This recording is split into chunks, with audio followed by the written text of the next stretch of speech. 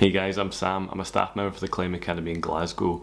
Today we're going to talk to Tom Randall, who's one of the chief people in charge of Lattice Training and one of the creators of it.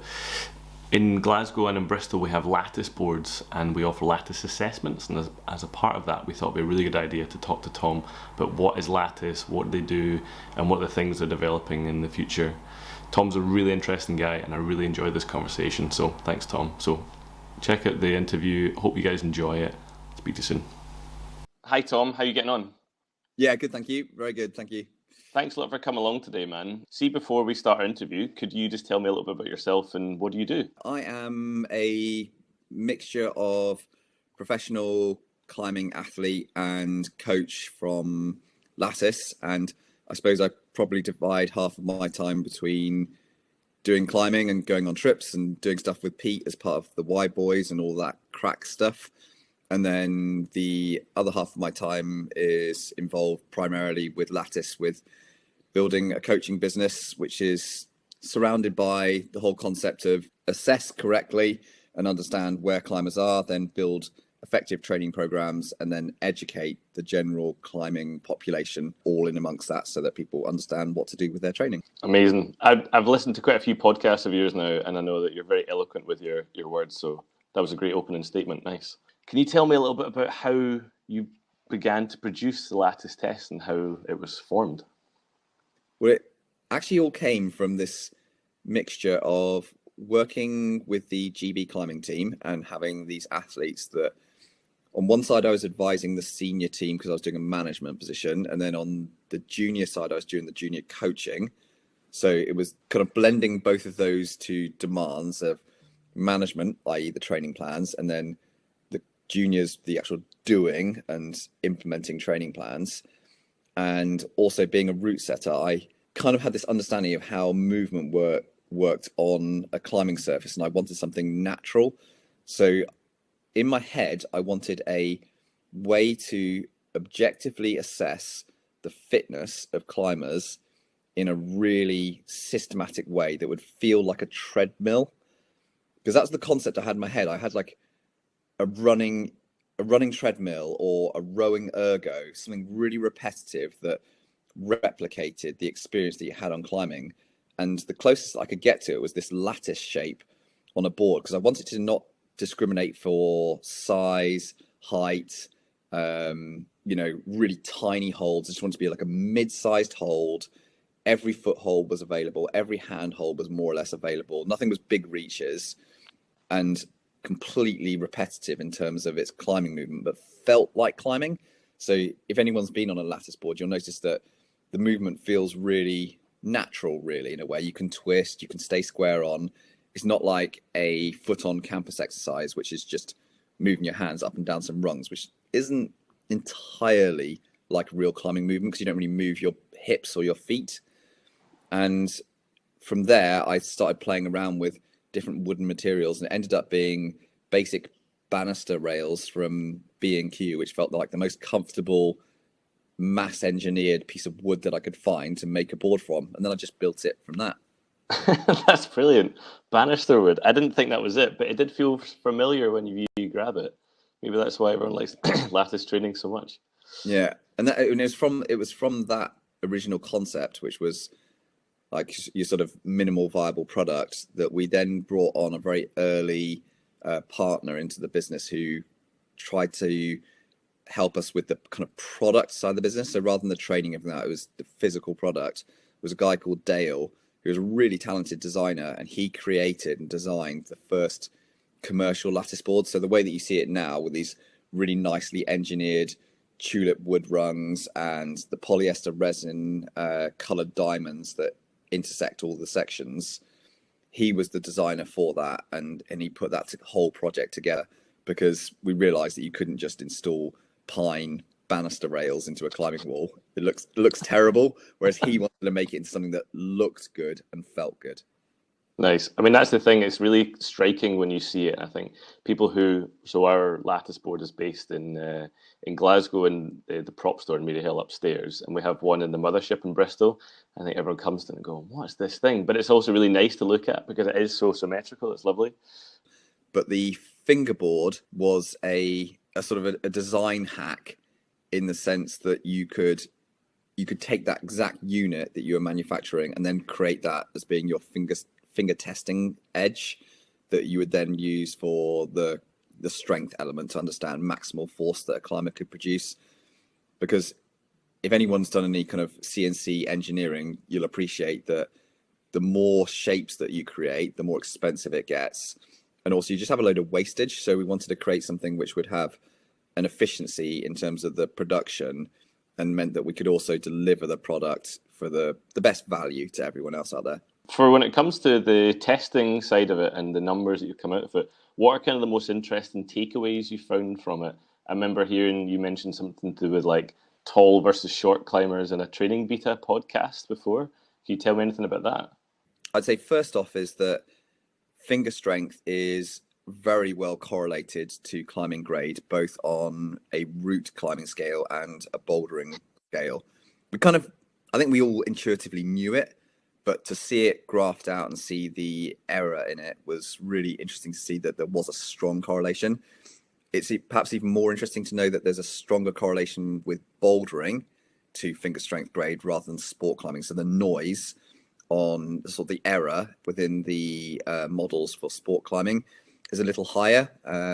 So we know that sport climbers have more elements which kind of go into the package of what you need to be physically like as a climber to perform at whatever grade it is. And obviously for sport climbers, it's going to be things like strength endurance, fatigability, etc. But going back to that question about things like height and gender and weight, etc., is that we see that taller climbers will typically require less finger strength for the same grade. Short climbers need a lot more. In terms of the model, I think it's important to not get confused with the fact that a model doesn't necessarily mean you, in air quotes, have to do this thing. It just describes the general population. Because I'm always very anti people listening to podcasts like this and going, oh, I'm a shorter climber. I heard that Tom said that you have to have really strong fingers as a short climber. This isn't true. It's just that the models tell you that that's what the general population is. So you can make some assumptions from that.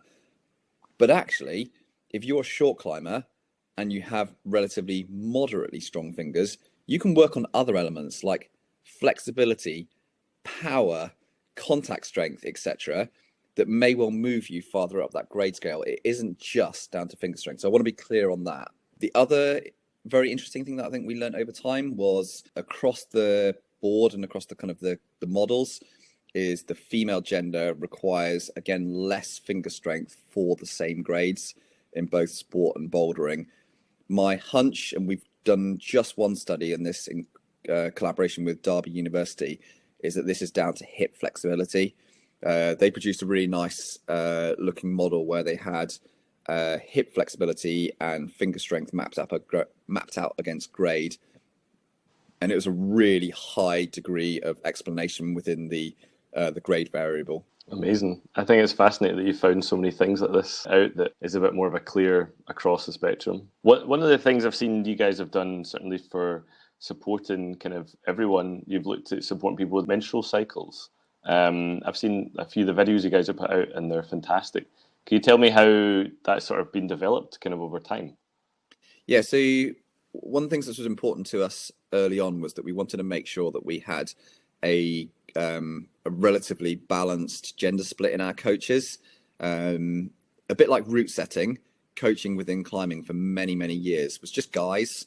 And sometimes this stuff's just the nature of the participant numbers in the sport.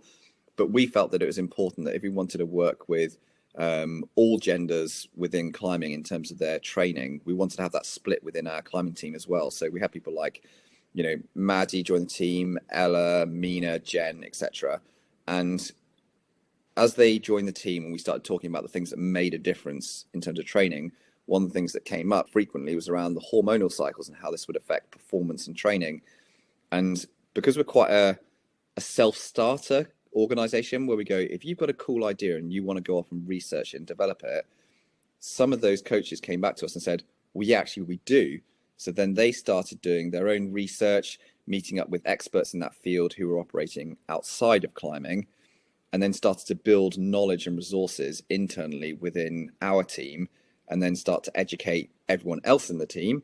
So that got shared across our 15 coaches or so, and then start to build a methodology with which we could apply that when we worked with athletes that were getting affected by their hormonal cycles.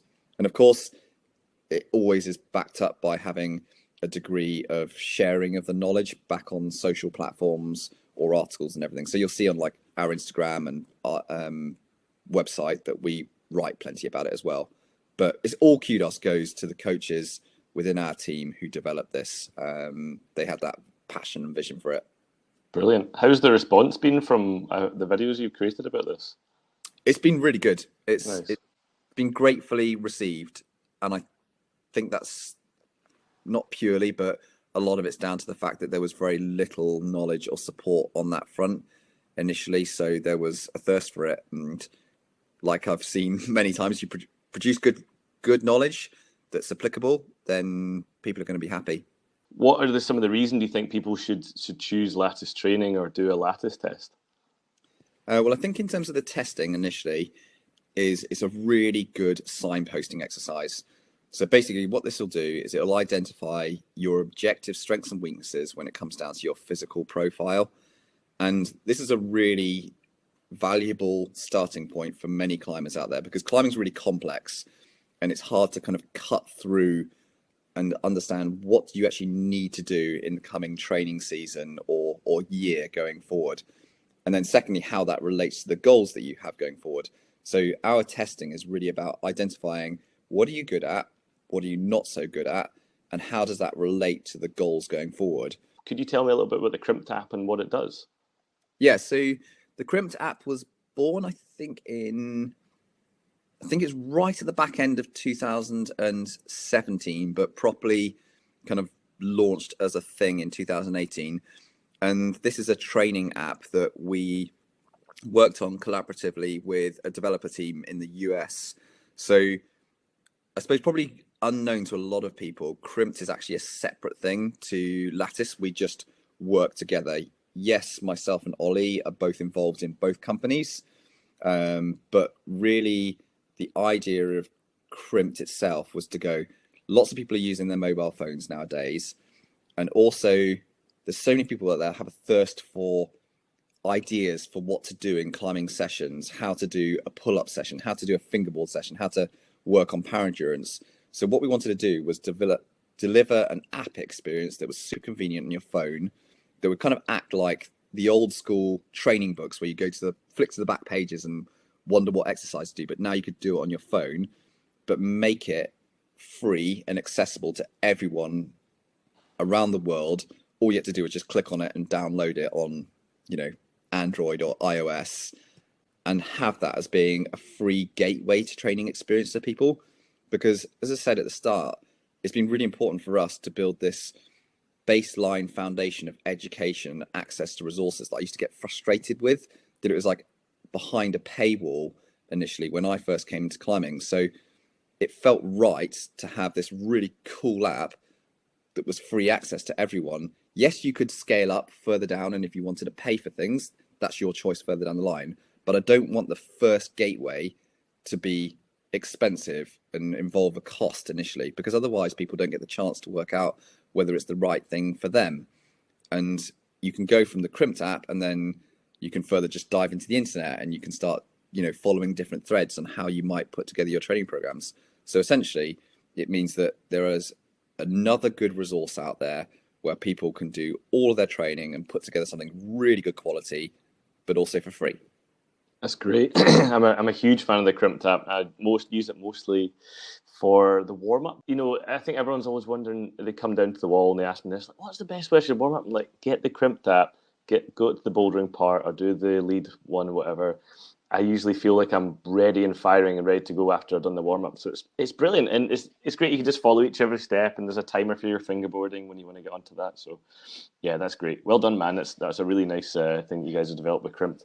Well, I think the main shout out should be to Peter and Mike, who are on the US development team, who have done an amazing work in designing that app in that way. Yes, me and Ollie put in our training bit and our knowledge on that, but we would have never been at that point if we hadn't had those developers. They're great guys. Fantastic. The kind of last thing I was going to ask then, so if someone wanted to do a Lattice test, or they wanted to work with Lattice and get some training done, what are some of the best ways they could do that? Well, number one is they should come and see you guys and come to your wall and come and book in for a Lattice assessment. That's pretty obvious. You should be cycling on your bike from every corner of the country to go and see TCA in Glasgow. And in Bristol as well. We've got 3 in the southwest now. Oh yeah, you have as well. Yeah, but yeah, we've got one in a Lattice board in the mothership in Bristol as well. Yeah, with Paul Tomey down there. That's it. Yeah. Heading it up. So yeah, go and you can book in for an in-person Lattice board assessment in many locations around the country, including TCA, obviously. Depending on how high a level a climber, it is possible to come and do some digital testing with us by sort of agreement.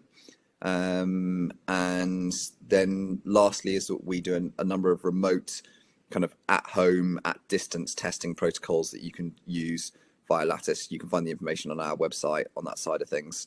So there's a number of different options. And lastly as well, there's some free online resources via our website. So things like My Fingers, My Pinch, 100% free, and kind of give you that first experience of understanding where you are and doing your first bit of data collection, which goes back to this whole thing of we'd like to provide stuff for free as much as we can so that people can experience it and see whether it's something that's value to them. Fantastic. So many reasons to get training, so many reasons to get assessed. Yeah, many. Yeah. The main thing being is you get to be ticking your projects, you get to have lower injury incidents and more consistent training all the way through the season, and ultimately get to stay in the sport longer because your body is more robust and can handle the training loads, and you've used a good method for training. That's what we're trying to do. It's just build good quality climbers who don't break and they do well with their climbing and they're happy with it. That's what it's down to, really. Fantastic, man. Well, Tom, I think that is amazing for our chat. Thanks a lot for taking time today to tell us about Lattice, and hopefully speak to you soon. Yeah, thanks very much for having me. Cool. Thanks, Tom.